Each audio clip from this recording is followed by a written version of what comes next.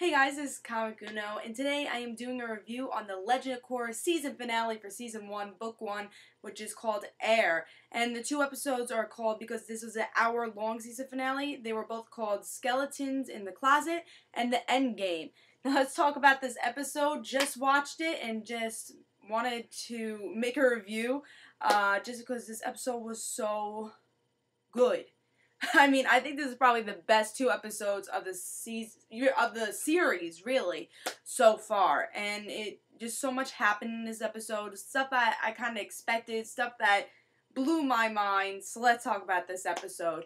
In the beginning, we get to see that Team Avatar, they're trying to find out how to defeat Amon, and through their journey of trying to defeat Amon, I would say Asami,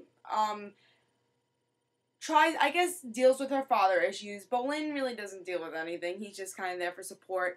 Mako and Korra, they have their own journey, finding out who Amon is, and just everything else that happens with them.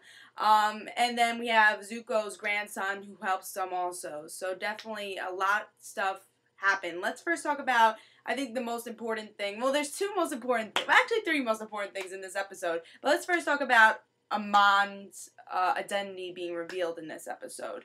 So we know who Amon is. So actually, this whole episode, they actually had a good portion of the episode explaining really Amon's past and what are his motives of doing this. And I have to say, I predicted from my last review of Legend of Korra that we're gonna find out who Amon was, but I did not expect who Amon was, what they revealed in this episode. I did not expect that to happen and him have that identity. A lot of people were saying maybe Amon is Bumi, who is Tenzin's brother. But we see Bumi in this episode, and he's just some crazy commander for the United Force. But he's not Amon. So when they mention that Bumi is part of the United Forces, everyone, I guess me, all the other fans are like, alright, so if it's not Bumi, who is it? Because that was the number one person a lot of people were expecting for Amon to be. But then we get to see Tarlok. He's all captured, and he's pretty much, he's okay with being captured. And he says, I know Amon is. And, Korra and Mako are a little surprised, because they didn't even expect to see Tarlok in it was in the air temple. They didn't expect him to be there. He's like, I know Amon is, he's my brother. When he took my bending away, I knew who he was. And then he really tells his whole childhood story, who he is, and saying that Amon is a liar and lied to all these people. He's a water bender, a blood bender, and again, the brother of Tarlok. And his parents did not die from, a firebender. No, that did not happen. And Amon is a big liar. And we don't know exactly how the blood bending makes him take away people's powers. But again, so now Korra has this information, and now she has the upper hand because she has information. Amon's power is really not just blood bending and taking away his power, but really having all the people believe in him and having an army behind you. You're stronger with an army behind you than just being by yourself. So again, that was just such a surprise that Amon was the brother of Tarlok. I really did not expect that. And then you see that Tarlok in this episode, he was this big bad villain. I would say the second big bad villain in the series.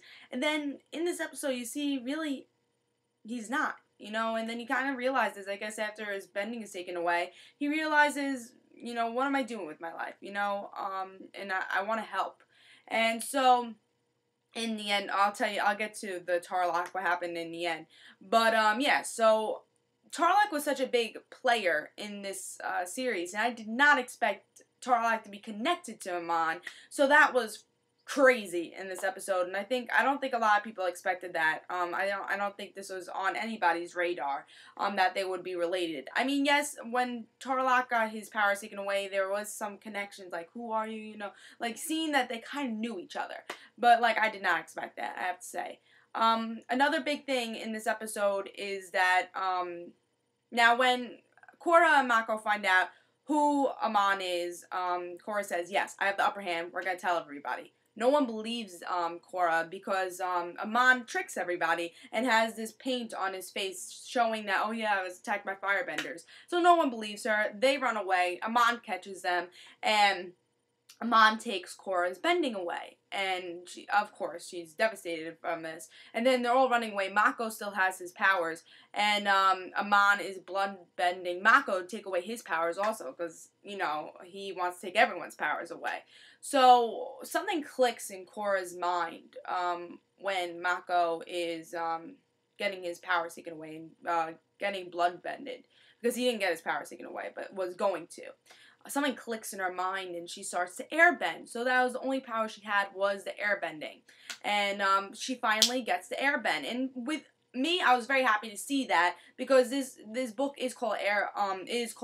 You know, that means she has to airbend. And I was like, if she doesn't airbend, you know, I don't know why this book is called Air, and I want her to airbend. So I had a feeling she was gonna airbend. But at that moment, I thought she was gonna go in the Avatar state.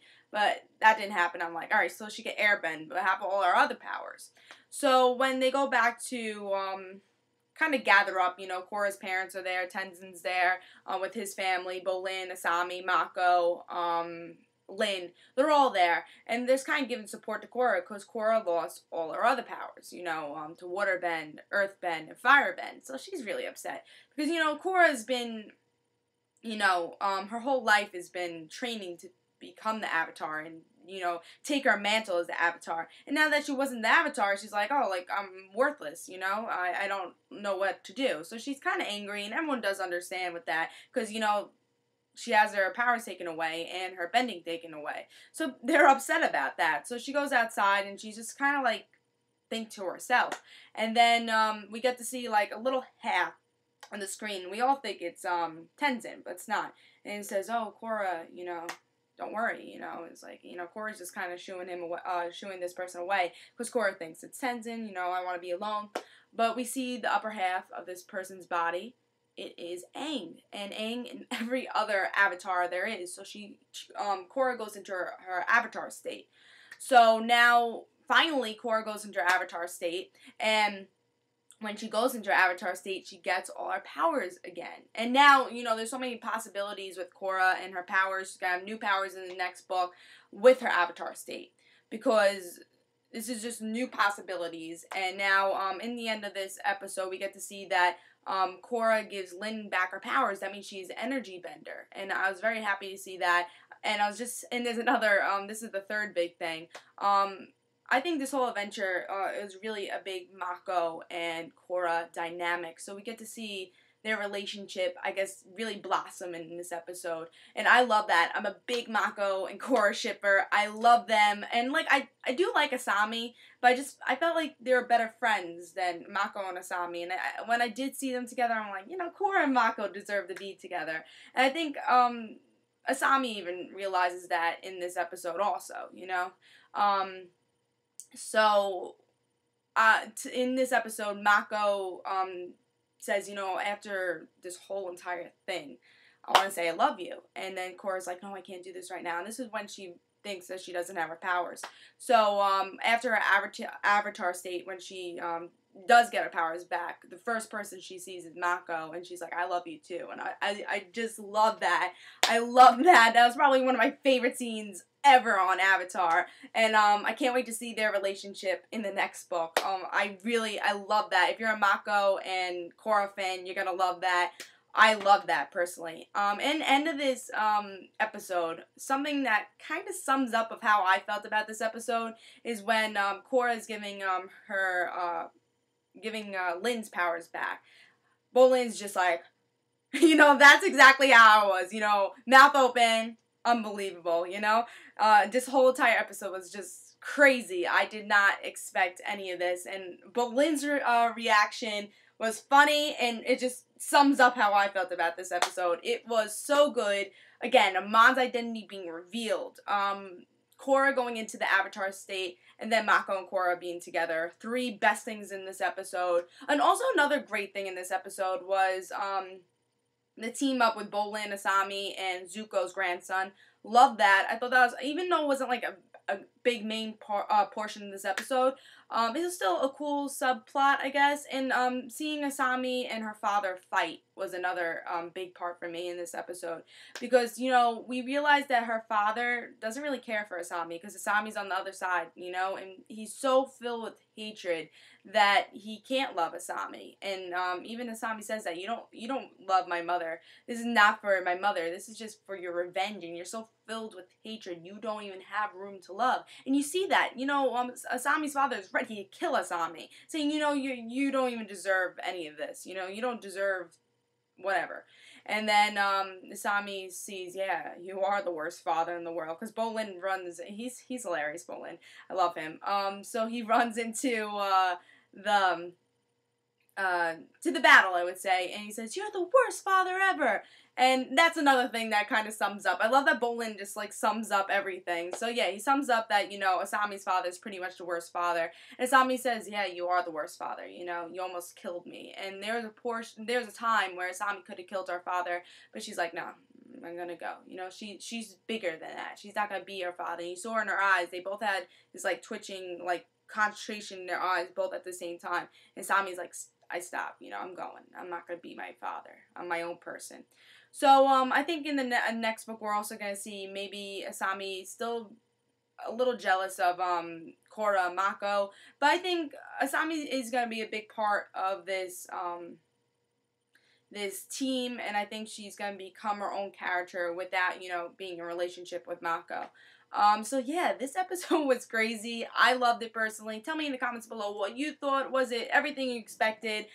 For me, it was everything I expected and even more. When do you think Legend of Korra will be coming back? My hope it's in September. I don't know, but you never know with these type of shows. Maybe it'll be like a year from now. I know that the last Airbender had like a year break or something, I heard. So I'm hoping that doesn't happen to Legend of Korra. I don't think I could wait a year for another book.